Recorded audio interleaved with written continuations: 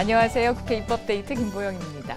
우리가 관심 있게 지켜봐야 할 사회 문제 중에 하나가 가출 청소년 문제가 아닌가 싶습니다.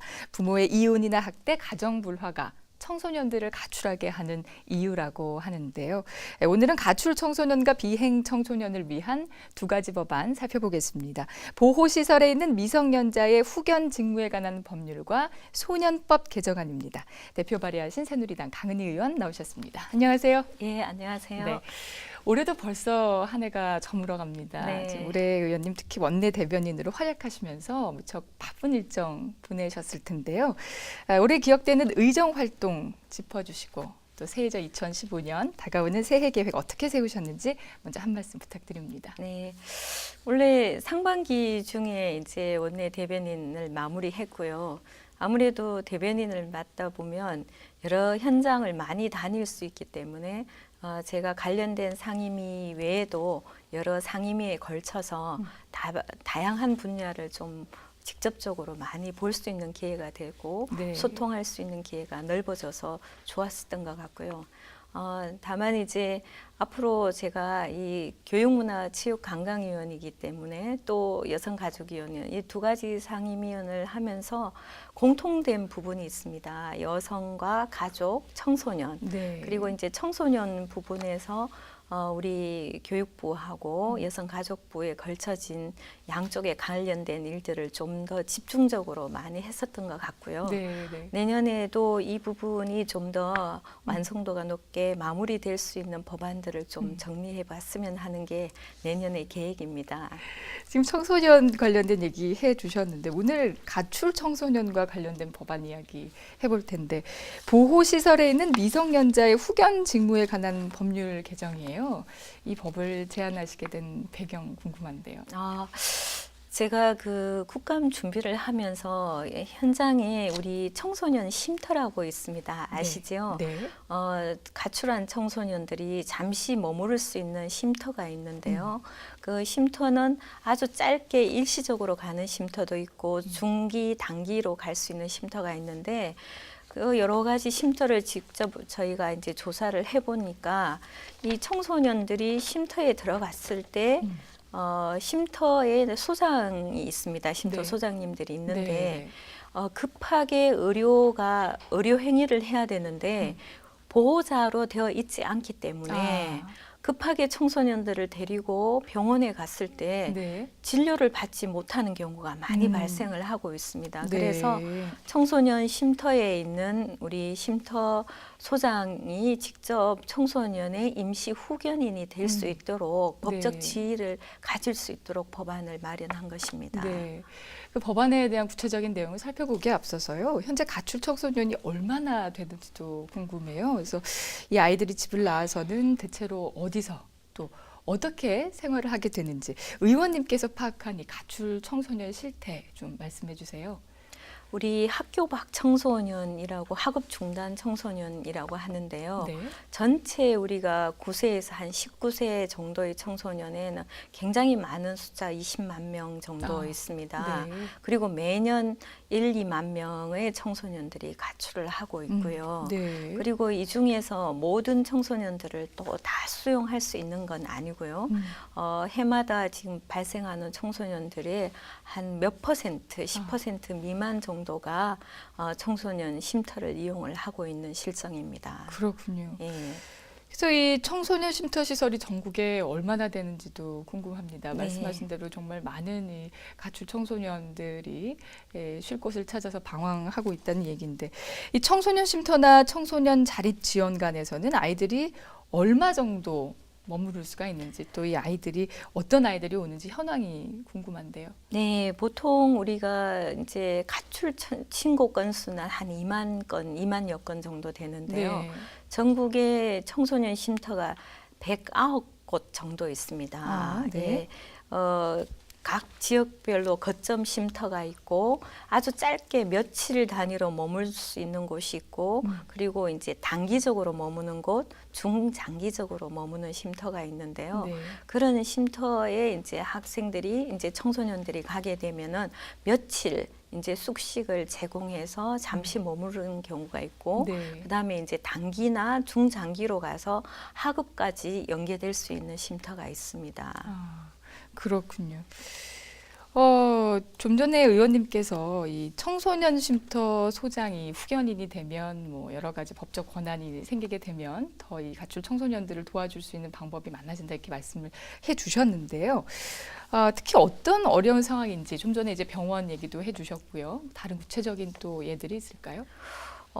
사실 제가 이 법을 꼭 마련해야 되겠다고 생각했었던 게 최근 여름에 실제로 있었던 네. 일 때문에 그런 생각을 했었는데요. 네. 아주 나이 어린 14세밖에 안 되는 어린 소녀가 쉼터에 찾아온 거예요. 쉼터에 찾아왔는데 갑자기 배가 아파서 복통이 생겨서 급하게 쉼터 소장님이 얘를 데리고 병원에 갔었는데, 네. 병원에 가보니까 이 여자아이의 뱃속에는 4개월 정도 죽은 아이가 뱃속에 태아가 있었어요. 그래서 네. 아주 급히 수술을 하고, 그리고 이 태아를 이제 처리를 해야 되는데, 네. 이 쉼터 소장님이 법적 후견인이 아니기 때문에 이 태아를 처리를 못하는 거예요. 그래서 네. 결국은 그 어린 애가 자기가 그 태아를 시신을 가지고 가서 혼자 산에 묻었다고 하는 이런. 정말 너무 충격적인 네. 일이 있어서 네. 뭐 그런 일이 일어나야 되지 않아야 되겠지만 만약에 일어났을 경우에 정말 성인 보호자가 있어서 처리를 할 수 있어야 되겠다. 네. 그래서 일시적으로 그런 문제들도 해결을 할 수 있고, 또 어떤 경우가 있냐 하면은 또 그 가해가 부모인, 친부모인 경우도 있어요. 친부모나 혹시 또 계부모일 경우도 있는데, 학대를 받는 네, 경우. 학대를 네. 받아서 피신을 왔는데 이 친권이 더 중요하기 때문에 보호소에서 보호를 할 수가 없는 상황이 발생을 합니다. 그렇군요. 틀림없이 지금 아이를 보냈을 때는 또 다른 폭력이 예상이 되는데도 불구하고 네, 네. 친권에 의해서 보내져야 되기 때문에 그런 부분을 임시적으로 보호할 수 있고 네. 경찰에도 신고할 수 있도록 해서 청소년들을 보다 좀 적극적으로 보호할 수 있는 방편을 마련하고자 한 것이 이 후견인 법이 되겠습니다. 네. 참 사연을 듣다 보니까 정말 안타까운 네. 마음이 듭니다. 정말 그 쉼터 소장님이 만약에 후견인의 법적 권한이 있었더라면 그렇게 안타까운 상황까지 그렇죠. 가지 않았지 않았나라는 예. 생각이 드는데요. 그래서 이번 개정안이 발효가 되면 이 청소년 쉼터나 또 청소년 자립지원관에서 가출 청소년들이 어떤 혜택을 구체적으로 받을 수가 있을까요? 제가 이제 법 부분에 이제 두 가지 부분을 냈는데, 후견인이 될 수도 있고 네. 청소년 쉼터도 보호시설로 규정할 수 있도록 해놨습니다. 사회복지법인에 의해서. 네. 그렇게 되면은 우리가 청소년 쉼터는 현재 정부 재정이 충분하게 지원이 되지 않고 있습니다. 그렇군요. 예, 그렇기 네. 때문에 일정한 정부 재정 지원 외에도 후원을 할 수가 있게 됩니다. 네. 우리가 법정 기부 단체처럼. 네, 네. 그렇게 되면은 우리가 가까운 곳에서 이제 후원을 받더라도 그게 후원 비용으로 처리가 될 수 있기 때문에 네. 국가의 그 예산만으로 지원을 할 게 아니라 네. 우리가 보다 직접적으로 많은 사람들이 관심을 가지고 후원할 수 있도록 제도적으로 마련해 주게 되면 네. 우리 쉼터에 올 수 있는 청소년들도 좀 더 적극적으로 보호해 줄 수도 있고, 네. 그리고 쉼터도 좀 더 느려서 필요하게 청소년들한테 제때 보호해 줄 수 있다는 장점이 있습니다. 네. 정말 이 청소년들에게 가출 청소년이라든지 학대받는 청소년들에게 아주 큰 도움이 될 수 있는 법이 아닌가 하는 생각이 듭니다. 자, 다음은 소년법 개정안으로 좀 넘어가 볼 텐데요. 이 비행 청소년과 관련된 법이죠. 개정안의 입법 배경과 또 개정안의 내용 좀 소개해 주세요. 개정안 내용은 청소년 비행센터라는 게 있습니다. 비행 예방센터가 있는데요. 우리가 이제 통상적으로 청소년들이 범죄를 저지르면 1호에서 10호까지 보호 처분을 받게 되어 있습니다. 네. 그래서 이제 보호 처분이 뭐 8, 9, 10호 정도 되면 소년원에 가거나 이제 처분이 강도가 이제 좀 강해지는 경우가 있는데요. 네. 이렇게 이제 직접적으로 뭐 소년원이나 이런 데 가는 경우도 있지만 또 갔거나 갔다 와서도 청소년 비행 예방 센터를 또 다시 들어갈 수가 있습니다. 학교나 아니면은 또 부모라도 더 이상 우리 아이를 어떻게 다룰 수가 없어서 힘에 버거워하는 경우가 있거든요. 그렇죠. 그런 경우에 이제 청소년 비행 예방 센터에 가서 이 교육이나 이 여러 가지 프로그램에 의해서 좀 바뀌어서 나올 수가 있습니다. 예. 그렇군요. 예, 그런 곳을 이제 과거에는 그냥 청소년 비행 예방 센터를 뒀는데 법적 근거가 없었습니다. 법무부에서 이렇게 시행을 하고 있지만 네. 법적 근거를 두게 됨으로 해서 이제 법적 테두리 내에서 예산 지원과 여러 가지 시스템적인 지원을 받을 수 있도록 법적 지위를 부여했다고 보시면 되겠습니다. 그렇군요. 그래서 사실 어린 나이이기 때문에 참 잘 도와주면 정말 잘 성장할 수도 있거든요. 네. 그래서 이번 개정안이 발효되면 참 좋을 것 같은데, 그러면 이들을 돕는 집행기관 기능이 어떻게 달라지게 될지 또 이 기대 효과를 좀 말씀해 주세요.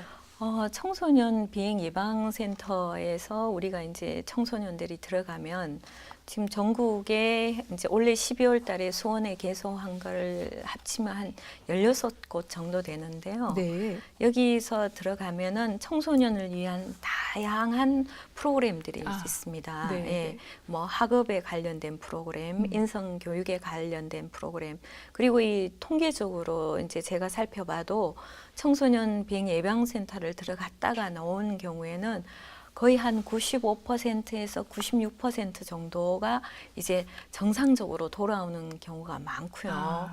그리고 이제 그 재범 확률도 굉장히 줄어들고 있습니다. 그런가요? 예. 네. 뭐 2012년도 2.5%에서 재범하는 범죄를 재범하는 비율이 작년도에는 2%까지도 낮아지고 있거든요. 아주 많은 예, 수치네요. 그러니까 네. 실질적으로 굉장히 효과가 있는 그렇네요. 센터라고 보고 네, 있습니다. 네. 그래서 법적 지위를 가지고 있기 때문에 이제 센터의 숫자도 늘릴 수 있고 네. 예산도 지금보다 좀 더 적극적으로 투입될 수 있기 때문에 네. 우리 청소년들한테 좀 현실적으로 필요한 기간이 아닌가 이렇게 보고 있습니다. 그러니까 이 집행기관이 좀 더 체계적으로 완성이 되면은 이 비행 청소년을 돕는데 더 큰 역할을 할 수 네, 있을 것 같다. 그렇죠. 네. 많은 문제가 청소년 개인의 문제이기도 하고 네. 그리고 부모의 문제, 사회의 문제, 학교의 문제가 통합적으로 발생되어서 이 나쁜 일들이 일어나고 있기 때문에 네. 그런 거를 좀 체계적이고 사회적인 시스템에서 좀 도와줘야 될 필요가 있다고 보고 있습니다. 정말 엄마의 마음으로 참 좋은 법안 발의하셨다는 생각이 듭니다.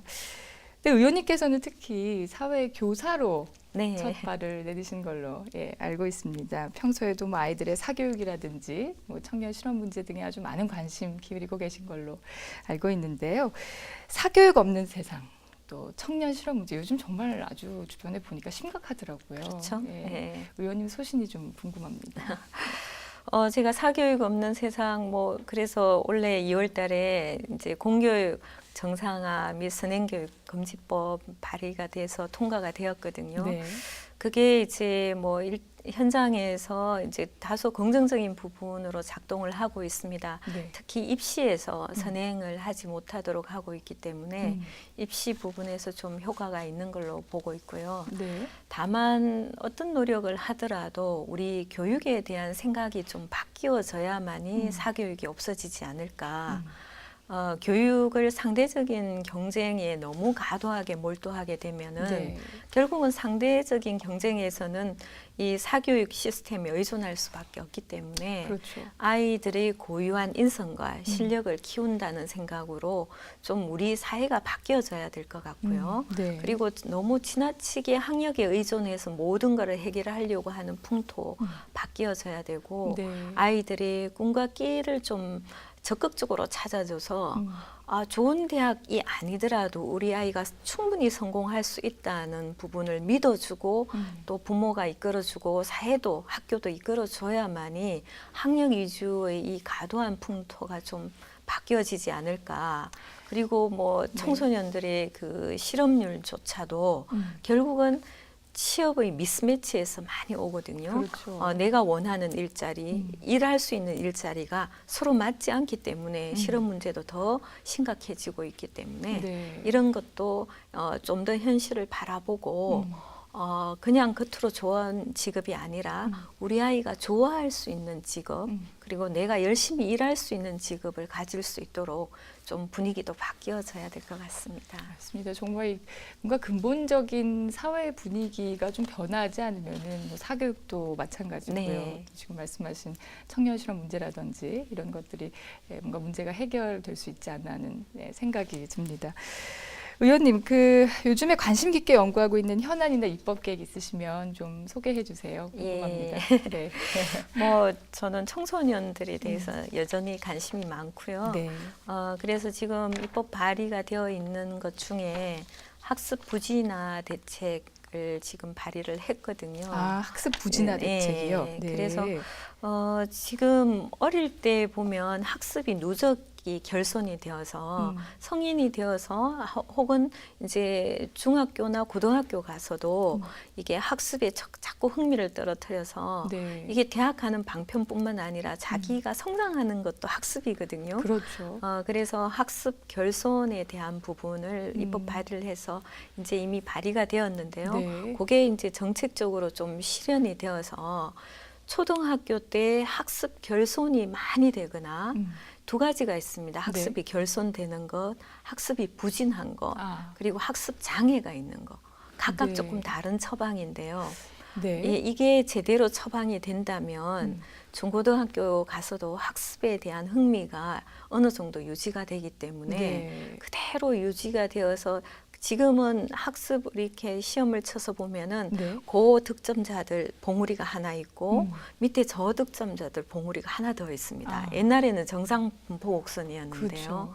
그래서 여기 저득점자들이 학습 부진 학생들을 좀 이쪽으로 끌어주게 된다면 청소년기가 아주 흥미롭고 또 좀 씩씩하게 보낼 수 있기 때문에 저학년일 때 학습 부진을 해결하는 거를 법뿐만 아니라 교육부 시스템적으로도 좀 보완할 수 있는 방법을 좀 더 연구하고 또 좀 잘할 수 있는 걸 좀 찾아보고 싶습니다. 네, 아무래도 의원님이 또 교사 출신이기 때문에 좀 더 전문성 있는 법안이 발의될 수 있지 않을까 하는 기대를 가져봅니다.